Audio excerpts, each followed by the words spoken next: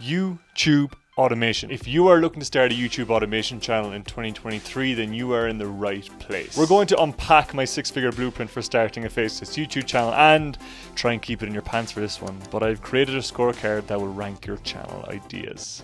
And at the end, I'm going to use this spreadsheet to reveal a channel idea that got a score of 88 out of 100, which is the highest score I've ever gotten for a channel, and you are welcome to steal that channel idea from me. Make millions of euros without doing any...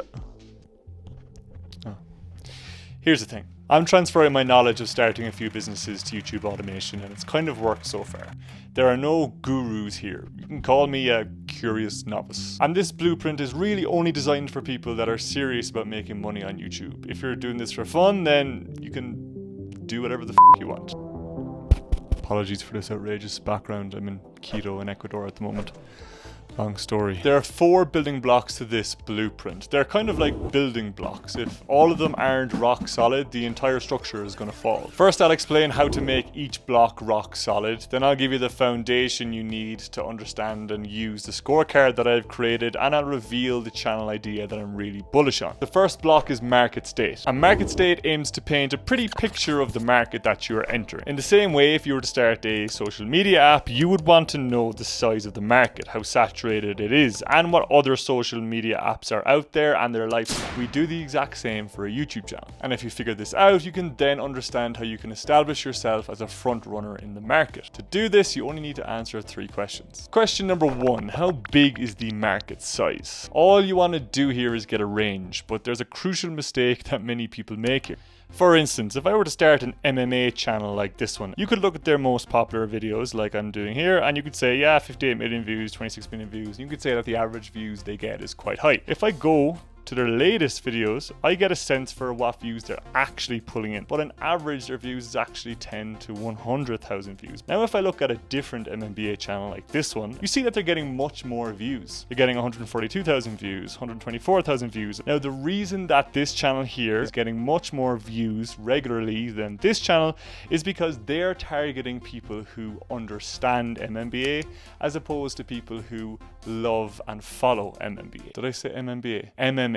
Have I been saying MMBA this entire time? The second question you need to ask yourself is, how saturated is this market? Now, saturation here is incredibly important. You see, the appetite for a specific content market is going to remain pretty constant. These are the people who want to watch the videos that you're going to produce. You can call this demand. However, the number of videos in this content market is only going to get bigger and bigger. And when you get to this point here on the graph, you're going to find it very hard to stand out because there is a big imbalance in the supply and the demand on the supply side. The closer you get to this side, or equilibrium, the easier it will be to get attention. So the less competitive it is, the better. vidIQ isn't a bad extension to use here to measure this. If you look here, when I have searched MMA on YouTube, you see that it's relatively high saturation and it's quite competitive. Now this is only one benchmark you can use to establish this, but after searching through YouTube for 10 or 15 minutes, you're going to get a pretty good idea of how saturated the market that you're targeting is. And question number 3 is the longevity of the market. Over the next 3 years, is your market going to increase? Is it going to decrease? Or is it going to remain constant? For this, I like to use Google Trends. So I put in MMA here worldwide over the last 5 years,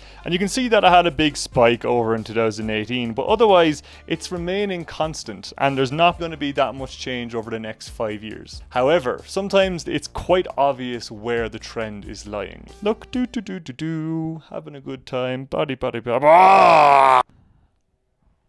It's AI, and it's pretty obvious that AI is going to increase in popularity for the foreseeable future, and it won't stop. Now, where you need to be careful is that AI is a general term and that won't be replaced.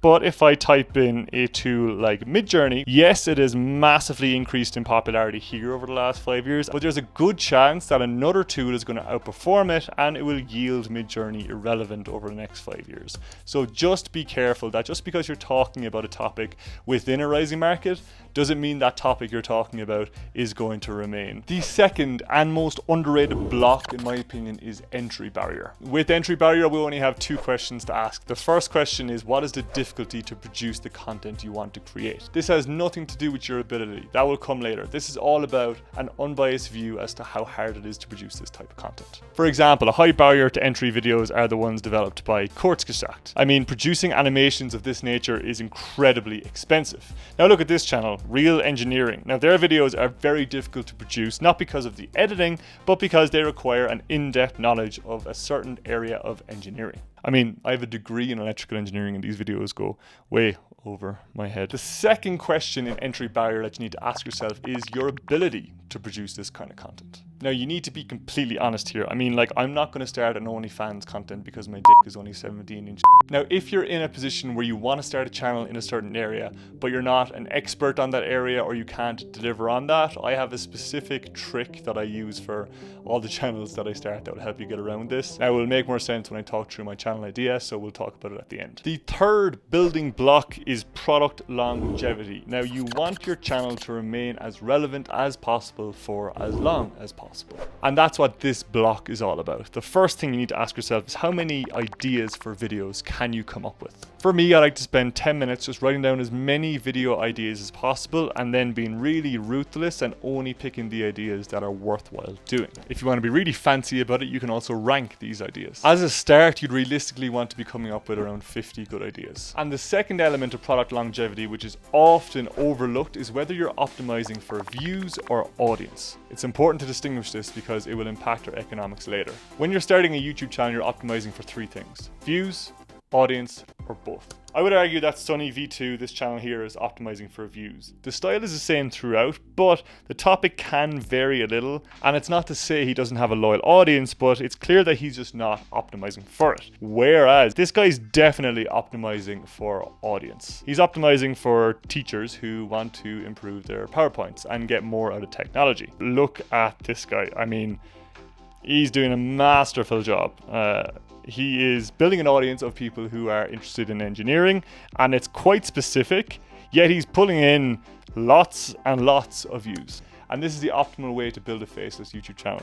Okay, from a business perspective, maybe it's because my background is in business, but the economic element of it is arguably the most important part of a YouTube channel. The question that's going to be answered here is your YouTube channel economically viable? Or in other words, can you make that money, babe? Sorry. In general, you have three sources of income for a YouTube channel. The first is AdSense. AdSense is driven by two major components: RPM and the amount of views you get. Your RPM is the amount you get paid per 1,000 views. Your RPM for every video is going to change because there are a lot of factors that influence this figure. However, the two primary factors that I found influencing it are the topic I'm talking about in the video and the length of the video. The second income stream is brand deals. Now, brand deals is a little bit of a black box for people, and there are many ways to structure a brand deal, but it all hinges on just one thing: how likely are you to drive customers to the brand's products that you are promoting? That's it. And the likelihood of success correlates to the relationship that you have with your audience. That's why it's important to optimize for audience as well as views, because if you have built an emotional connection with your audience, you're much more likely to convert. This could be the difference between getting $1 per 1,000 views and $30 per 1,000 views, and we're not even talking about affiliate deals here. The third and best, I just love this income source, is your own products. And this is how you supercharge a faceless automation channel, because launching your own products will give you two things. It will give you all of the control you want to say whatever you want and do whatever you want, and it will allow you to keep all of the profits. Now, Mark Rober isn't an automation channel, but he's a great example of someone who turned the monetization dial to 11 with his videos. See, his videos are about science and engineering, but instead of taking on a sponsor like Brilliant, who would have been very suited to his channel, he created his own product called Crunch Labs. Crunch Labs is a STEM-focused subscription box for kids, and trust me, as someone who sold education products to kids through parents, this is very, very lucrative. Okay, enough of the small boy stuff. Okay, this is the channel idea that I think would work very, very well for you. Now, it achieved a score of 88 on my scorecard, which is the highest result that I have ever gotten, and I want to show you why. The concept of the channel is digital ad tutorials. So running tutorials on how to run Facebook, Google, and TikTok ads. If you know nothing about these topics, don't worry, I have a trick for you later.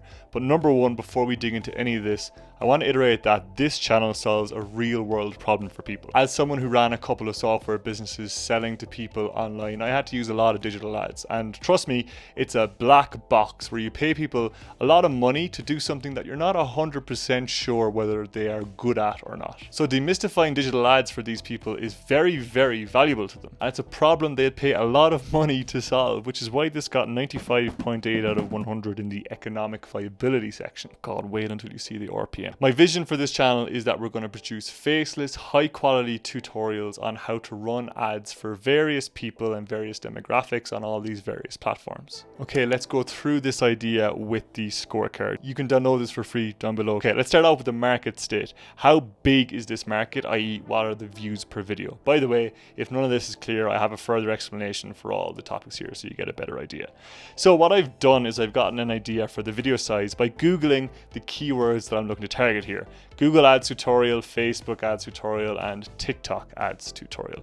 And what I've established that the average views you're going to get for these videos are between 10 and 100,000 views. Now, in terms of market saturation, this was really surprising to me because if you look here, for Google Ads, even though it's been around a long time and it's quite important, the competition is really low for a really high search volume. If you go to Facebook Ads, it's round about the same. And even more shockingly, if you go to TikTok Ads, the competition is extremely low. Now, having a good look at this market, I'm going to say that there are a few people doing this, but it's definitely not saturated. The supply has definitely not met the demand. Now, in terms of the longevity of this market, I don't need to do a Google trend here. I know ChatGPT is here and everything, but Google, Facebook, and TikTok are only going to be around for a very, very long time. And people are going to want to advertise on these platforms. So this is only going to get bigger and bigger for me. Now, moving on to the entry barrier section. Now, to produce these videos, you need to have a lot of knowledge in this topic. And to produce videos that stand out, you need to be a subject matter expert. So it's going to be a very, very high entry barrier. Now, in terms of ability, this is only going to get a 2 out of 4 for me because I am not that specialized in this area. Now, the trick that I have found to turn this 2 into a 4 is to utilize the experience of other people.